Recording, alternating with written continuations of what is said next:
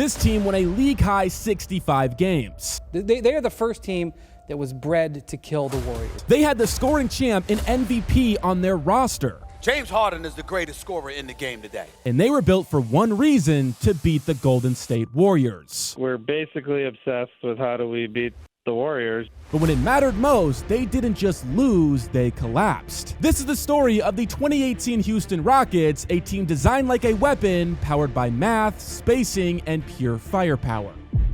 They have a puncher's chance to upset the apple cart and beat the Golden State Warriors this year. Will it happen? No. They had the reigning champs on the ropes with a double-digit lead in Game 7, just one win away from rewriting NBA history. But what happened next didn't just cost them a ring, it shattered their identity, it ended their window, and left everyone asking the same question: what if? The year was 2015, and Golden State had just shocked the NBA. A 67-win juggernaut led by a babyface assassin named Stephen Curry, who just won his first MVP and turned the entire league upside down. And on their path to the biggest stage, they ran straight through Houston. The Western Conference Finals weren't even close. Golden State dismantled the Rockets in 5 games. James Harden didn't just struggle, he self-destructed. The man had 12 turnovers in Game 5. It's still an NBA playoff record. He shot 12 of 11 and looked completely rattled. Dwight Howard, once the most dominant big in basketball, looked slow and disengaged, and Steph, he averaged 31 a game across the series. He was pulling up from 30 feet, hitting circuit shots like it was nothing. Then came 2016, and somehow it got even worse. Houston barely made the playoffs with a 500 record. The chemistry between Harden and Dwight had completely imploded. They fired their head coach just 11 games into the season. It was a complete disaster. And when they faced Golden State again in the first round, the results were all too familiar. Another 5-game series, another beatdown, and everyone watching could see the same truth. Golden State was ascending while Houston was falling apart. This wasn't a rivalry, it was a mismatch. The Rockets weren't just losing, they were getting humiliated. And deep down, they knew something had to change. Because if they ever wanted a real shot at the crown, they're gonna have to reinvent everything. Stephen A., the news again coming in moments ago, Kevin Durant heading to the Golden State Warriors. How are you viewing this move from Durant? Well, I'm viewing it as the weakest move I've ever seen from a superstar. In the summer of 2016, the NBA was flipped on its head. Kevin Durant, a top 3 player in the league, didn't just leave Oklahoma City, he joined the team that just beat him. The same team that had just won 73 games, the team that didn't even need him, he joined the Golden State Warriors. And the rest of the league, well, they panicked. I mean, what was the point? How do you beat a squad with 2 MVPs, 2 All-NBA defenders, and 3 of the greatest shooters of all time? Overnight, the Warriors weren't just the best team in the league, they became unbeatable. And in that first year with Kevin Durant, they proved it. They finished the regular season with 67 wins. They went 16-1 in the postseason. And the only game they lost was a fluke, a blown lead in Game 4 of the finals. But other than that, they were perfect. And when they met Houston during that same regular season, they dismantled them. 3 games and 3 losses, and in one of them, Golden State won by 31 points. It wasn't competitive, nor was it entertaining. It looked like varsity versus JV. Houston couldn't guard them, they couldn't outscore them, they couldn't even slow them down. The Rockets had become a punchline, a stepping stone if you will, just another team Golden State used for target practice. And while the basketball world stood there in awe, trying to figure out how to adapt to this new reality, one man refused to accept it. And that one man was Daryl Morey. The Rockets general manager wasn't waving the white flag, he was doing what he always had done, calculating. Every move, every roster spot, every possession focused on one thing: beating Golden State. And in his own words, We're basically obsessed with how do we beat the Warriors. This wasn't about building a contender, this was about building a weapon. A team specifically engineered to take down a super team, and that obsession was about to change everything. Any day you can acquire a Hall of Fame level player is a good day for the franchise. We're very excited to announce the trade for Chris Paul. In the summer of 2017, that obsession turned into action. They traded for Chris Paul, one of the greatest point guards of all time. It was a complete shock. Not because of the names involved, but because it made no sense on paper. Harden had just come off an historic season running points, and CP3 was one of the most ball-dominant guards in NBA history. 2 floor generals, 2 high-usage stars, but only 1 basketball. And the media did not hold back. But Houston wasn't building around chemistry. Daryl Morey didn't care how it looked, he cared how it worked. They gave up depth to get CP3, but surrounded him and Harden with snipers from the outside. On the defensive end, they got versatile bigs who could switch onto anyone. They weren't chasing balance, they were chasing matchups. Because Golden State didn't play traditional basketball, so why should Houston? They launched more threes than any team in NBA history. They played 5 out before it was cool. Every possession was built on data, every shot was a calculation. Houston didn't try to be better than everyone, they tried to be better than one team.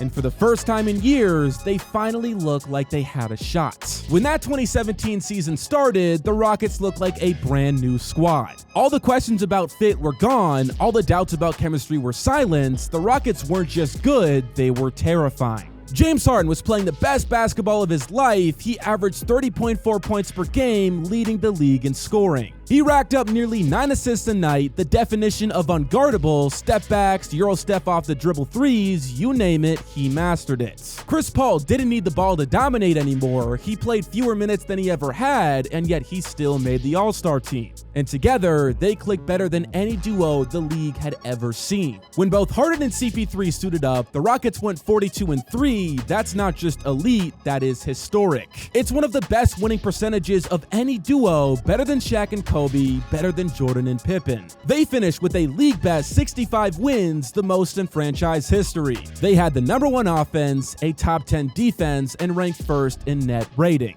They weren't just a fun regular season story, they were blowing teams out, launching a record 42 three-pointers a night, spreading the floor wider than anyone had seen before. And the best part about all of it, they were beating the Warriors. Not once, but twice in 3 tries, in that season series, they proved they weren't scared anymore. The math was finally mathing, and when the playoffs came, Houston entered as the #1 overall seed and had their sights set on the championship.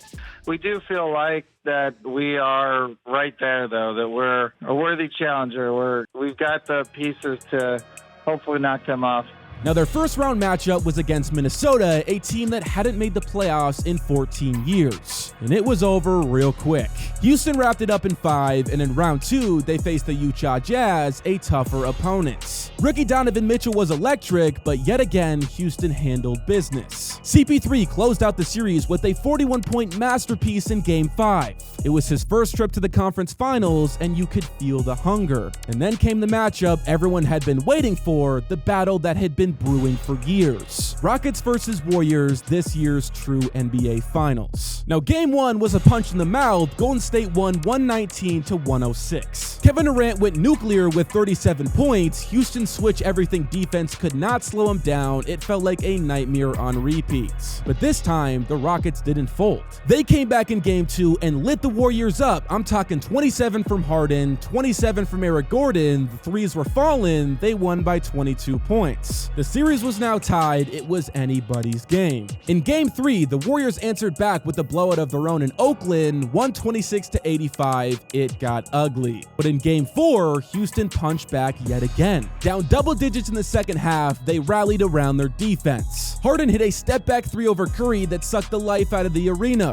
and CP3 hit a transition 3 and stared down Steph with a shimmy of his own. The Rockets won 95-92, and for the first time in the Warriors dynasty run, they looked vulnerable. And then came Game 5 in Houston, and with it, an all-out war. KD dropped 29, Klay added 23 of his own, but the Rockets held firm. CP3 scored 20 and dominated the fourth quarter. Harden didn't even shoot well, but their defense clamped down. The Rockets won by 4 points, and suddenly they were up 3-2 in this series. They were 1 win away from the NBA Finals, 1 win from taking down the greatest team ever assembled. Golden State was on the ropes. The dynasty, for the first time, was 1 game away from ending. Everything the Rockets had built was working: the math, the spacing, spacing, the strategy, all of it. They weren't just built to beat the Warriors, they were actually doing it. But then disaster struck. You see, what I failed to mention was that Game 5 victory came with a heavy toll. Because with less than 30 seconds left on the clock, everything changed. Chris Paul came up limping after a missed floater. He tried to walk it off, but he couldn't. And the next morning, the news came in, a grade 2 hamstring strain. CP3 was now out for Game 6 and doubtful for Game 7. It didn't just change the series, this changed history.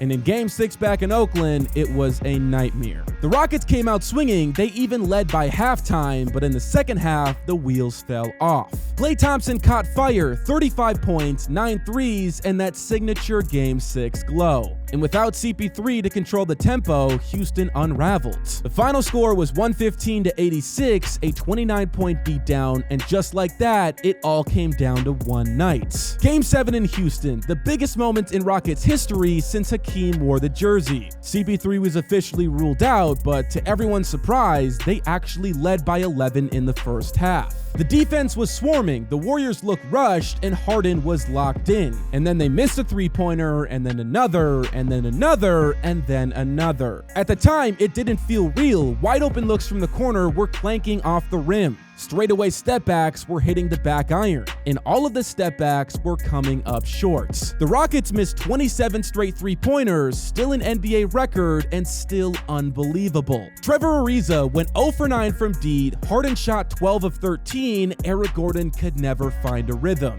At one point, they missed 14 in a row in the third quarter, and while Houston was spiraling, Golden State found their groove. Stephen Curry was hitting dagger after dagger. KD hit turnarounds like he was practicing in an empty gym. The Warriors outscored Houston 35-15 in the third, and they never looked back. Because the final score was 101-92, and just like that, it all came to an end. That night, the Rockets didn't just lose a basketball game, they lost their chance. Everything they had built was shattered in one cruel, relentless night. The 2018 Rockets were never the same after that playoff run. Chris Paul came back the next season, but something was off. He looked slower, he looked less aggressive, a shell of the player he used to be. James Harden picked up the slack, he went on an all-time scoring tear, but it wasn't sustainable. The Rockets met the Warriors again in the 2019 playoffs, but Houston still blew it. They lost Game 6 at home, and the Rockets once again watched the Warriors walk out victorious. And that was the last time that version of the team ever played together. By 2020, Chris Paul was gone, traded for Russell Westbrook in a last-ditch effort to salvage the window. By 2021, Daryl Morey had stepped out, James Harden forced his way out, and the entire thing unraveled. The team that had once stood toe-to-toe with the greatest dynasty in NBA history was gone.